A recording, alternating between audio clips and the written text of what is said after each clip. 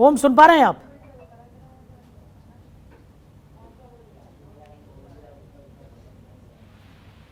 ओम, मेरी आवाज आप तक पहुंच रही है?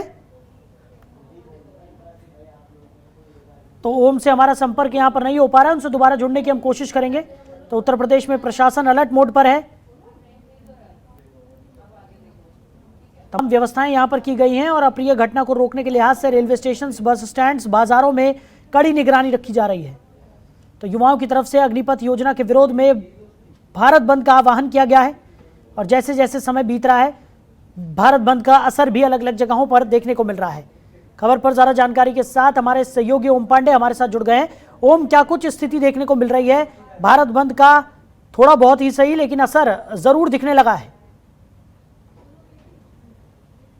देखिए साहिल, आपको पिछले 2-3 दिनों से जो युवा हैं लगातार जिस तरह से उत्तर प्रदेश की बात कही जाए, उत्तर प्रदेश में हालात बिल्कुल सामान्य हैं और जो मोर्चा है वो संभाल रखा है, पुलिस के अधिकारियों ने मोर्चा संभाल रखा है, किसी भी तरह से किसी को छूट नहीं दी गई है और यही वजह है। अब से थोड़ी देर पहले अगर चारबाग रेलवे स्टेशन की बात कही जाए, वहां पर भी स्थिति बिल्कुल सामान्य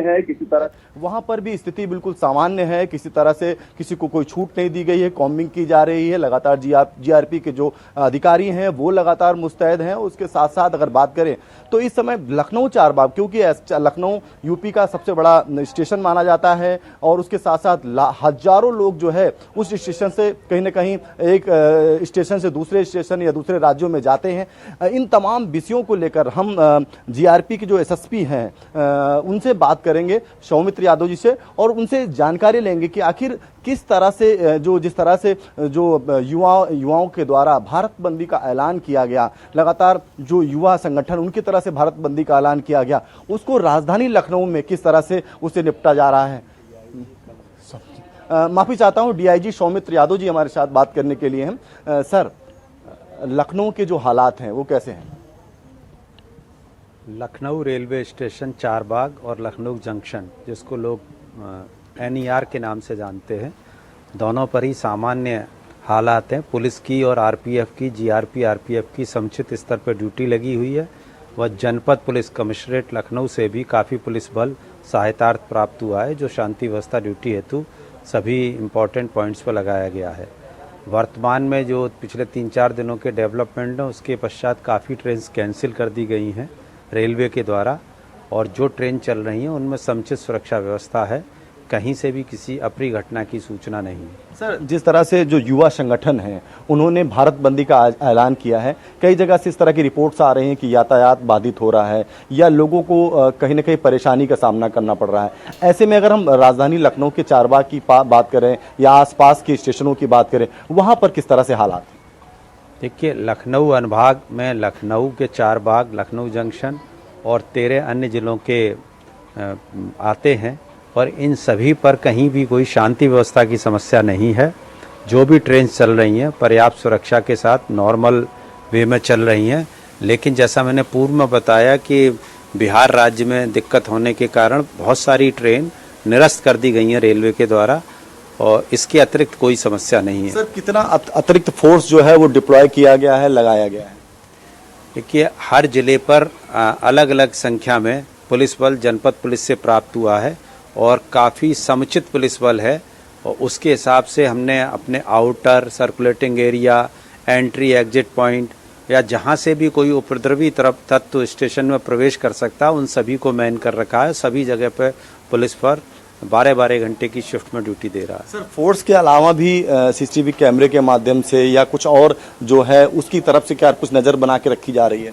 जनपद पुलिस के साथ क्लोज कोऑर्डिनेशन करके उनके इंटेलिजेंस इनपुट, आईबी के इंटेलिजेंस इनपुट और हमारे रेलवे इंटेलिजेंस के इनपुट के आधार पर जो सूचनाएं प्राप्त हो रही हैं उसके आधार पर कार्रवाई की जा रही है और समुचित प्रबंध किए जा रहे हैं। सर, एक आखिरी सवाल, क्या संदेश देंगे युवाओं को, जो कि लगातार युवा इस तरह से हिंसक प्रदर्शन कर रहे थे और ऐसे में जो आज युवा संगठन है उन्होंने भारत बंदी का ऐलान कर दिया। ये जरूर है कि जो तीनों सेना अध्यक्ष हैं उन्होंने साफ कर दिया है, उन्होंने इसके विषय महत्व विषय में बताया, अच्छाइयों के विषय में बताया और उसके साथ साथ उन्होंने कहा कि वापसी नहीं होगा।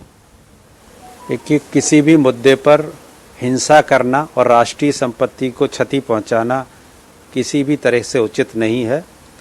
शांतिपूर्ण तरीके से अपनी बात को कोई भी व्यक्ति रख सकता है और उसके लिए प्रजातंत्र में बहुत से माध्यम हैं, लेकिन जो तरीका रेलवे प्रॉपर्टी को डैमेज करने का या ट्रेन को डैमेज करने का अपनाया जा रहा है वो बिल्कुल क्षम्य नहीं है और भारतीय दंड संहिता के विभिन्न प्रावधानों के अंतर्गत अपराध है और जो इस तरह की कार्य कर रहे हैं उनके विरुद्ध कठोरतम कार्रवाई की जाएगी। आपकी तरफ से भी अगर कुछ ऐसा निकल के सामने आता है, यूथ अगर कुछ ऐसा कदम बढ़ाते हैं तो आपकी तरफ से कोई हिदायत?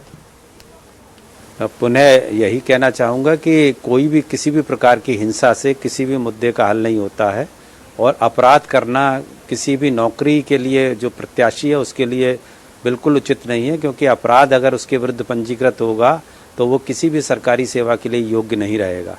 तो साफ तौर से शाहिल समझा जा सकता है, एक तरफ जहां आह्वान इन्होंने किया है, सर ने आह्वान किया है कि हिंसा का कोई प्रारूप नहीं है, हिंसा नहीं होनी चाहिए, लेकिन दूसरी तरफ इन्होंने यह भी साफ कर दिया है कि जो हिंसा करने वाले हैं या ऐसे लोग हैं उन पर कठोर कार्रवाई भी की जाएगी। तो समझा जा सकता है कि पूरी तरह से जहां एक तरफ पूरी तरह से अलर्ट मोड पर है, उत्तर प्रदेश में जीआरपी भी अलर्ट मोड पर है, लगातार कॉम्बिंग की जा रही है, लगातार सुरक्षा के तमाम मापदंड हैं उनको अपनाया जा रहा है और लगातार ऐसे छात्रों से आह्वान भी किया जा रहा है कि हिंसा का रूप सही नहीं है, हिंसा करना नहीं है, कम्युनिकेशन करना है और स्वयं अधिकारियों के साथ जो भी अधिकारी हैं वो लगातार ऐसे छात्रों से कम्युनिकेशन कर रहे हैं। यहां तक कि उत्तर प्रदेश के मुख्यमंत्री योगी आदित्यनाथ उन्होंने भी साफ तौर से कहा है कि अधिकारियों से कम्युनिकेशन माफी चाहता हूं युवाओं से कम्युनिकेशन किया जाए, उन्हें समझाया जाए और उसके साथ कोचिंग संस्थान है या जहां पर रहते हैं वहां उनसे बातचीत की जाए।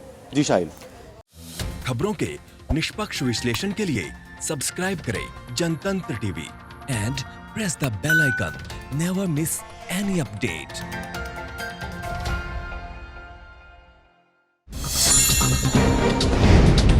डाउनलोड कीजिए जनतंत्र टीवी ऐप को, जो कि अवेलेबल है गूगल प्ले और ऐप स्टोर पर।